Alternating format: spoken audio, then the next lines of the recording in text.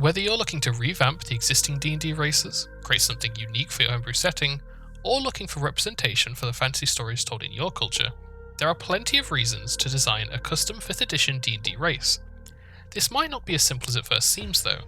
While some of the design choices you need to make can be decided purely based on your lore, there is a tendency for creators to go a little bit overboard. After all, in 5th edition, your race tends to be more limited in the features that it adds to your character. To help you get started with designing a D&D race, I've put together 5 tips that will help you build something thematic and meaningful, but also more balanced than it may have been otherwise. So let's get straight into it. Tip 1. Have a clear idea in mind. Before you begin designing racial traits, make sure you have a clear idea of what you're hoping to create. You should have at least a visual description and a relatively clear understanding of the race's biology and culture. These are both aspects of a species that will heavily influence what kind of mechanical game features it might have. Is your race a beast-like species that has powerful claws it can use for both fighting and climbing? Does it have a magical connection to the stone like dwarves? Where do they live? Have they adapted to the dark of the underground caves and see with dark vision? Or do they live high in the cliffs of a mountain and glide through the air on wing flaps like a flying squirrel? What of their culture? Are they master craftsmen or fishermen and as such possess a natural proficiency in such things? Are they a communal people that have a natural inclination to help others? Does their race have a history of using certain combat tactics, giving each member of their people an instinct for these methods? By properly understanding what your custom race is, you'll be able to identify key points of their biology or culture that can be translated into game mechanics. A good example of this is the fan favourite Tiefling. By understanding their heritage, you begin to see where each of their racial traits has come from, and why it makes sense for them. They have dark vision and fire resistance because they have the biological features to facilitate them. They get access to spells such as Hellish Rebuke and Darkness because they have been influenced by their fiendish history. You can be as literal or as subtle as you like when translating lore into mechanics. I have built over 40 custom races in my time DMing, and while some of my earliest work may have been a bit lacking in terms of balance, something I have always strived for is a clear match between lore and mechanics. If we look at one of my most recent races, the Human Vagabond, we can see clearly how their pirate theme has been translated into game mechanics. Their ability score increases, age, alignment, size, speed, and language are all based on lore, so I won't go into too much detail there. But if we look at what I like to call their active and passive traits, we can clearly see how the lore has influenced these features. To parlay is a famous piece of historical pirate language. In our real world, it means to meet in order to discuss something, especially how to end an argument or war. When translating this into a game mechanic, however, I needed to adapt the concept into something that could have a clear rule set.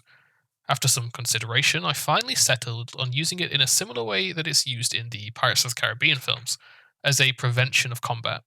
Once this decision was made, it was easy to translate it into a game mechanic via the Calm Emotions spell.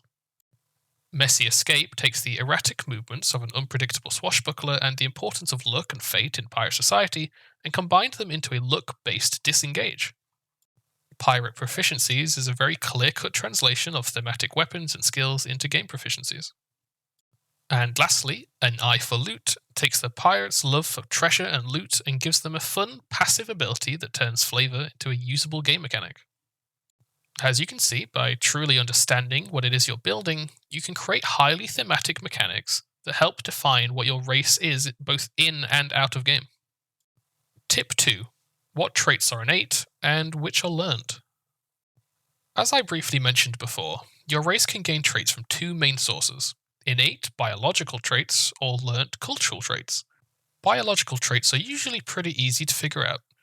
If your race is aquatic and has gills, chances are they'll be able to breathe underwater. Cultural or learnt traits are a little more difficult to suss out. When deciding which cultural traits to add, you should consider how directly it is influenced by their upbringing, or whether it's something they would have learnt through their occupation. It can be a challenge to determine what is indeed a racial feature and what would come from their class instead. If your race has historically lived deep within lush jungles and learned to climb and swing through the trees from birth, that is something that you could add as a racial trait, as it's something that is common for your race to learn. If, however, this method of traversing the jungle is something only the kingdom's finest warriors learn to do, this trait would actually fall into being a class feature, and it would be inappropriate to assume that all the members of your race would learn it. If you need additional help making these decisions, try to think about the existing races and their cultural traits. Dwarves gain tool proficiency in smithing tools, brewer's tools, and mason's tools because they are taught about them from childhood. Half-orcs gain proficiency in intimidation because they are raised to leverage the fear that people have of orcs. Kobolds get pack tactics because they are taught to fight in groups. Try to think in similar ways when determining your own cultural traits. Tip 3. Don't overdo it with features. Now that you have a good understanding of your race and an effective method of turning lore into mechanical features, you might have a long list of potential racial features that you want to add to your homebrew race. It can be tempting to just throw everything into your race, especially with biological features. However, you need to be selective with what you're adding. Balance is a tricky thing when building a custom race, but the most common reason a homebrew race is unbalanced is when it's loaded up with way more features than the other races. You should think about the most defining features of your race. What makes them unique? What's the first thing you think about when you think of them?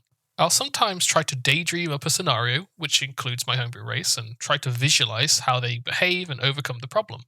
Doing this lets me figure out the most important concepts that need to be included, and what could be explained in in-game descriptions or flavor text. An example of this from my own work is the Otterkin. I frequently mention in the lore that despite their cute appearance, they are gruff and incredibly proud. It would have been easy to build a racial trait that gives an in-game mechanic to this common trait. However, the aquatic features took precedence, and I have a self-imposed rule that my homebrew races only ever have 2 active features and 2 passive features. It's always tough to choose which potential features you should add, and which need to be left in the planning stages. It's kind of like choosing your favourite child, but these are decisions you'll have to make if you want your race to be balanced. Tip 4. Embrace the magic of fantasy.